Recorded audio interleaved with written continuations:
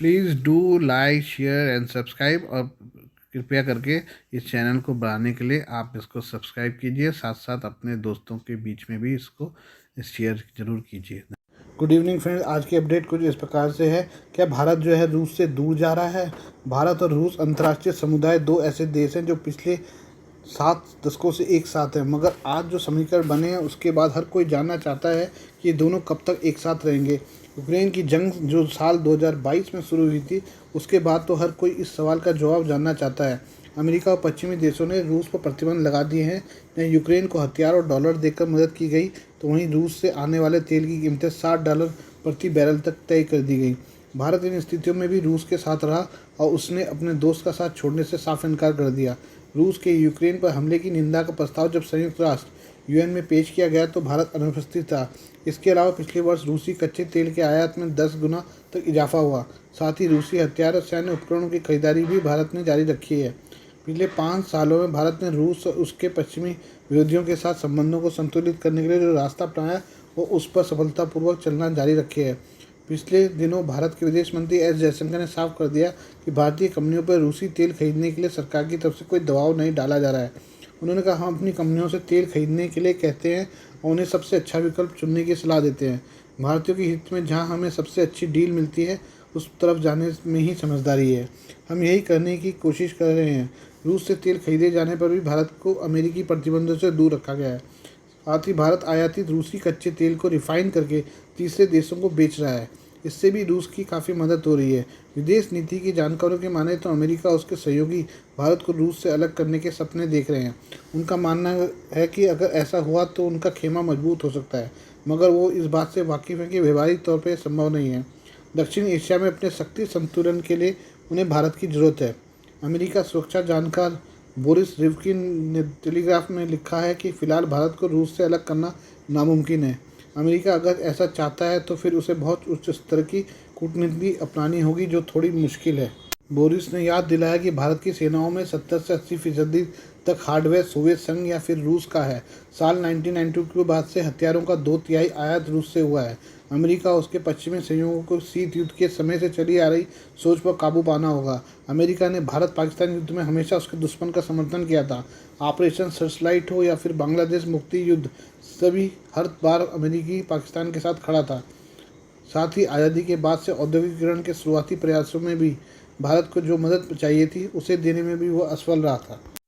आइए अब हम प्रधानमंत्री नरेंद्र मोदी की फ्रांस की यात्रा के बारे में बात करें। प्रधानमंत्री नरेंद्र मोदी 2 दिवसीय दौरे के लिए फ्रांस की राजधानी पेरिस पहुंच गए हैं। पीएम मोदी यहां पर 14 जुलाई को बेस्टिल डे के मौके पर शिरकत करेंगे। उनके इस दौरे को भारत और फ्रांस के रक्षा संबंधों के लिए काफ़ी महत्वपूर्ण माना जा रहा है। फ्रांस के राष्ट्रपति इमैनुअल मैक्रो पीएम मोदी का रेड कारपेट वेलकम करने के लिए बेकरार हैं। पीएम मोदी का फ्रांस दौरा अमेरिकी दौरे के बाद हो रहा है। जून महीने के अंत में पीएम मोदी का अमेरिकी राष्ट्रपति जो बाइडेन ने व्हाइट हाउस में राजकीय स्वागत किया था। फ्रांस दौरे पर पीएम मोदी मैक्रो के साथ विभिन्न मुद्दों पर चर्चा करेंगे। इसके अलावा 14 जुलाई को फ्रांस के राष्ट्रीय दिवस में भी शामिल होंगे। इस दौरान मैक्रो की तरफ से उनके लिए राजकीय भोज भी आयोजित किया जाएगा। पीएम मोदी के दौरे को लेकर मैक्रो भी खासे उत्साहित हैं। उनके एक सहयोगी के हवाले से न्यूज़ एजेंसी एएफपी ने लिखा है कि भारत फ्रांस की इंडो पैसिफिक रणनीति का एक अहम हिस्सा है। रूसी और भारत में रवाना होने से पहले पीएम मोदी ने भी भरोसा जताया है कि उनकी यात्रा से अगले 25 सालों में द्विपक्षीय रणनीतिक साझेदारी को नई गति मिलेगी। मैक्रो के साथ प्रधानमंत्री मोदी की बातचीत में द्विपक्षीय रक्षा संबंधों के विस्तार पर मुख्य रूप से ध्यान दिए जाने की उम्मीद है। मैक्रो ने 14 जुलाई की मिलिट्री परेड के लिए मोदी को अतिथि चुना है। इस परेड में भारतीय सैनिकों की मौजूदगी के अलावा भारतीय वायुसेना के लिए खास तौर पर तैयार किए गए राफेल जेट्स की भागीदारी दोनों देशों के करीबी रक्षा संबंधों को बताने के लिए काफ़ी है। पीएम मोदी का फ्रांस दौरा शुरू होने से पहले रक्षा खरीद परिषद ने भारतीय नौसेना के लिए 26 राफेल समुद्री लड़ाकू जेट और 3 स्कॉर्पियन डीजल इलेक्ट्रिक पनडुब्बियों की खरीद के लिए प्रारंभिक मंजूरी दे दी है। प्रस्तावों पर रक्षा मंत्रालय में उच्च स्तरीय बैठकों के दौरान चर्चा की गई थी। इसके बाद उन्हें केंद्रीय रक्षा मंत्री राजनाथ सिंह की अध्यक्षता वाली परिषद के समक्ष रखा गया था। माना जा रहा है कि पीएम मोदी के दौरे पर इसकी डील साइन हो सकती है। इससे पहले जब भारत ने फ्रांस से 36 राफेल जेट खरीदे थे तो वो भारतीय वायुसेना के लिए थे। इस डील के जरिए भारतीय नौसेना को 22 सिंगल सीटर राफेल मरीन विमान के साथ साथ 4 ट्रेनर जेट भी मिलने की संभावना है। रक्षा विशेषज्ञों के अनुसार विमान और पनडुब्बियों की तत्काल आवश्यकता है, क्योंकि भारतीय नौसेना उसकी कमी का सामना कर रही है और विशेष रूप से हिंद महासागर क्षेत्र में सुरक्षा चुनौतियों को ध्यान में रखते हुए अपनी आवश्यकताओं को पूरा करने की जरूरत है। एयरक्राफ्ट कैरियर INS विक्रमादित्य और विक्रांत MiG-29 का संचालन कर रहे हैं और दोनों कैरियर्स पर राफेल की जरूरत है। रक्षा सूत्रों के मुताबिक इन सौदों की कीमत 90,000 करोड़ रुपए से अधिक होने का अनुमान है, लेकिन अंतिम लागत अनुबंध वार्ता पूरी होने के बाद ही स्पष्ट होगी। भारत फ्रेंच हथियारों का सबसे बड़े खरीदारों में से एक है। साल 2015 में PM मोदी ने फ्रांस की यात्रा के दौरान 36 राफेल विमानों के लिए एक ऐतिहासिक सौदे की घोषणा की थी। इसकी कीमत करीब अरब यूरो और 4.24 अरब डॉलर बताई गई थी। आइए हम पाकिस्तान के बलूचिस्तान के बारे में बात कर लें।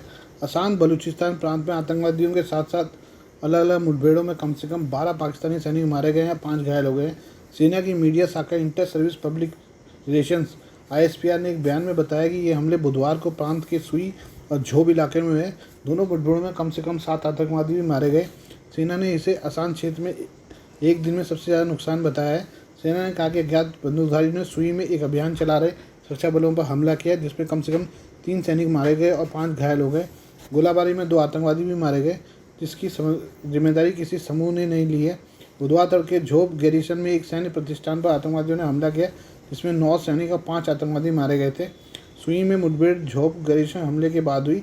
सैनिकों ने चौकी में घुसने के आतंकवादियों के प्रयास को विफल करने के लिए गोलियां चलाई, जिसके बाद दोनों तरफ से भारी गोलाबारी हुई। ISPR ने कहा है कि झोब में हुई घातक मुठभेड़ में वहां से गुजर एक महिला की भी मौत हो गई और 5 अन्य नागरिक घायल हो गए। बयान के मुताबिक बाकी बचे 2 आतंकवादियों को पकड़ने के लिए सुरक्षा बलों का अभियान चल रहा है।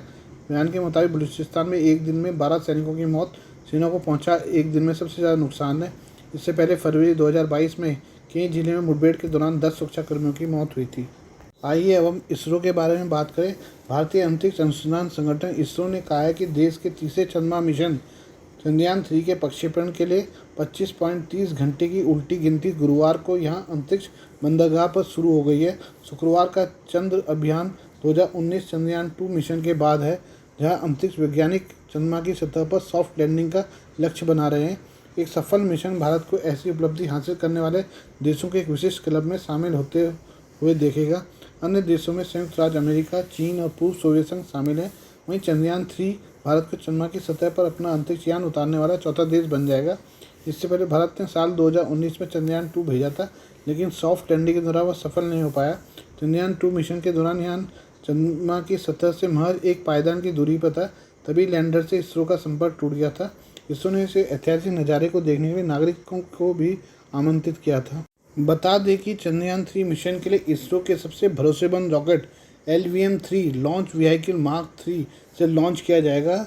चंद्रयान 3 के इस पूरे मिशन को इसरो की वेबसाइट https://www.isro.gov.in और यूट्यूब चैनल से लाइव करेगा। इसरो ने एक सोशल मीडिया पोस्ट में कहा कि LVM-3 M4 चंद्रयान 3 मिशन कल शुक्रवार 14 जुलाई 14:35 बजे लॉन्च की उल्टी गिनती शुरू हो गई है। अंतरिक्ष एजेंसी ने कहा कि चंद्रयान 3 कार्यक्रम के माध्यम से इसरो अपने चंद्र मॉड्यूल द्वारा चंद्र सतह पर सॉफ्ट लैंडिंग का प्रदर्शन करके और चंद्र इलाके पर घूमने का प्रदर्शन करके नई सीमाएं पार कर रहा है। बता दें कि लॉन्च किए जाने वाले अंतरिक्ष यान 1 महीने बाद पृथ्वी से चंद्रमा तक की यात्रा पूरा करेगा। लैंडिंग 23 अगस्त को होने की उम्मीद है। लैंडिंग के बाद यह एक चंद्र दिवस तक काम करेगा, जो लगभग 14 पृथ्वी दिवस के बराबर है। चंद्रमा पर एक दिन पृथ्वी के 14 दिनों के बराबर होता है। आज के लिए बस इतना ही, बाकी मिलते हैं कल आपसे नई खबरों के साथ। धन्यवाद।